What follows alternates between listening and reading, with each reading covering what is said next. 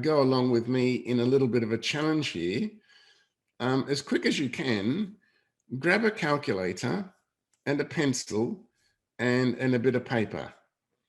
Now, I'm not going to ask you to reveal anything, but I am going to ask you a few questions, and I'd like you to get down the numbers to those questions, because we really want to have an expose on what code have you been following and how long have you been following that code. So nobody has to hold up a piece of paper and nobody has to answer. And I'll ask you a question at the end of it. So what we want to do is we want to get some idea of what your time, how you are valuing your time. And here's an exercise. And it's an exercise to discover the true value of your existing money code. Let's start by seeing what your time value is worth. And then we'll see how long would it take you at your present time value to create financial freedom for yourself. Now, you don't have to do this exercise, but if you want to do this exercise, then you can just follow along with these questions. This exercise is something that I call your time value exercise. So you got a pen, you got a paper, you got a calculator, and here's what I want you to do. Basically, I want you to write down what you think your financial goal might be. If you were going to set a financial goal, what sort of financial goal would you set for yourself? And just write that down as a number. Here's an example. I'm just saying 5 million, but you can say, your financial goal can be basically anything that you like. So just write down what your financial goal is. Now, hopefully you've all done that. Then I want you to work out roughly, approximately, rule of thumb, what your net worth is, what your present net worth is, which means that if you had to sell everything at a fire sale for, whatever reason, if you sold everything that you owned and then paid off all your debts, how much would you be left with? So it includes any asset that you think that you got, anything that you think that you can basically sell. But I don't want you to inflate the prices. I want you to sort of be realistic. Like if you had to sell it all tomorrow, how much would your net worth be? And so just write down a figure. And it doesn't matter whether it's highly accurate, roughly close enough is pretty much good enough for this exercise. Now, I'm just going to give an example here. Let's say, my net worth was 500,000. Okay, so now we've got two figures. We've got your financial goal and we've got your net worth. And this is where you need your calculator. So your net worth, let's say, is whatever figure it is for you. In this case, it's $500,000. Now, if your net worth is shared with your life partner, in other words, your husband, your wife, your whatever, then you've got to divide that by 2. Because if you were to split up, then we'll make the assumption that half of the net worth would go with the partner. So your personal net worth, if you're in a substantial relationship, will be half that. If you're all by yourself, then fine, stick with the full net worth. So if you're by yourself, stick with whatever figure it is. If you're in a relationship, then divide it by 2. So in this case, we're going to divide it by 2. And so we end up with 250,000. Then we've got to take that 250,000 and divide it by the number of years you've been in the workforce or that you've been out of school.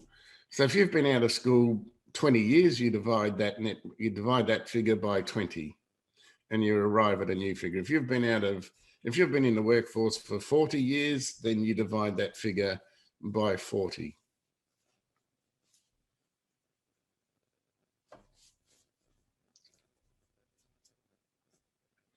So in this case, we'll divide that figure by 25, and so I end up with 10. Where does superannuation come into this, Paul? That'll be part of your net worth. So you just add it into, if you've got $100,000 in super, then that's part of your net worth. Okay, thank you.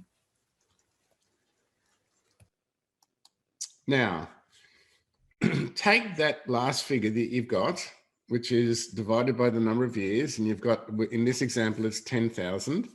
Now take that figure and divide it by 52. So there's 52 weeks in a year, and so I end up with $192.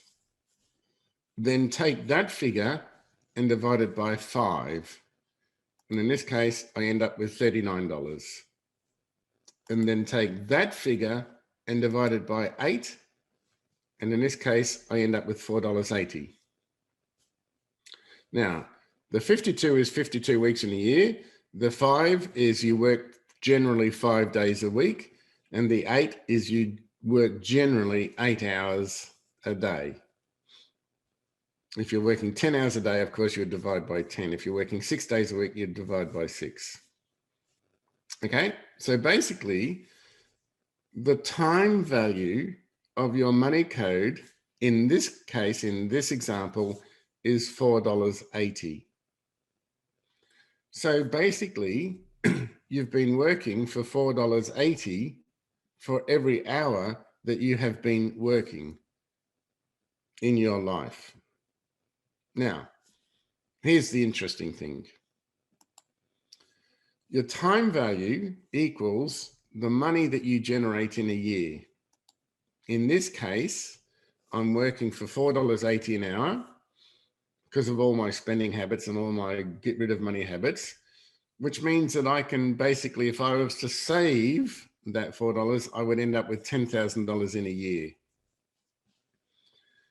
So what we would do is that you would take your goal, in this case it was 5 million, and you would divide it by your yearly total, and that is the amount of years it's going to take for you to reach your goal. And so in this case, it was 500 years for me. Now, depending on your goals, the average person saves at a rate that takes somewhere between 300 and 600 years to reach their goal. Now, is anybody willing to volunteer how long it was going to take them to reach their goal according to this little formula, or according to their goal and their present time value? 250 years. Oh, well done, Michelle. You beat me by 250. Well, I'm working for double what you're working for. So. Well, there you go. So it's excellent. Anybody else willing to reveal? 130 years. 130. That's excellent, Charlene. Now, both Michelle and Charlene, can I now interest you in my range of vitamins and my range of anti-aging products and my range of longevity products? Because I think you need to, do something to last 250 years, or in your case, Michelle, you're just a babe in the woods. You've only got to go 130 years, so before you can actually reach a goal. So I have got special deal for you today. Okay, so we've got some idea that something about your money code is not looking after you in the way that you might want it to look after you. So basically, that's the problem. The problem with money codes is that you can't unlearn your money code. it's one of those things that is locked into your subconscious beingness. It's locked into your subconscious mind. It's locked into your subconscious soul, if you like. The good news is you can actually learn a new money code. So you can't unlearn, but you can relearn. And that's where I want the focus to be from now on, is the relearning side of things. So how is your money code formed? Well,